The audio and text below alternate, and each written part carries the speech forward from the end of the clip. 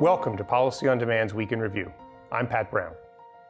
What would you tell clients are your takeaways from this week?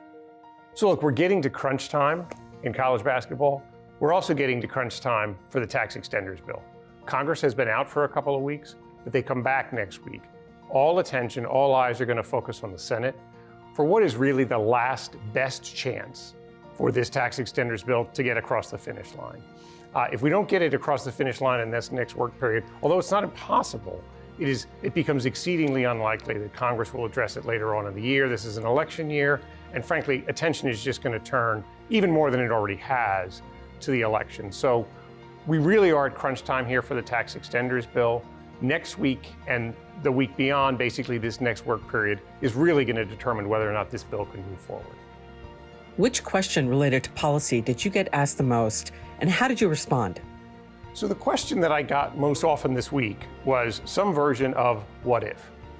What if the tax extenders bill doesn't happen? That means we go into 2025.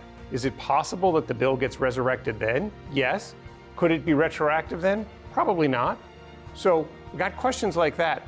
What if the bill doesn't happen? What does that mean for potential government guidance, Treasury regulations, addressing the now requirement to capitalize and amortize Section 174 expenditures? The government really didn't want to write regulations in this area because they hoped that Congress would address the area.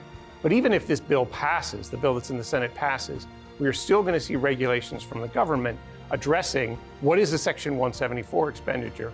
And a lot of questions have arisen from that. And so taxpayers are asking, what if about that? And the last version of what if, not surprisingly, is what if the Democrats run the table in November? What if the Republicans run the table in November? What if we have divided government in November? What are the implications as we head into 2025? And of course, with respect to that question, it's very much we're going to have to wait and see.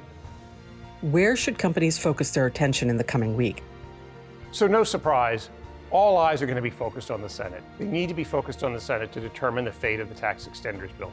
Will, in fact, the bill be brought to the floor for a vote by Leader Schumer? And if it is brought to the floor, will there be sufficient votes, meaning here at a minimum 60 votes, to get the bill brought forward potentially for passage by the Senate, potentially with modifications, which of course would mean it gets sent back to the House.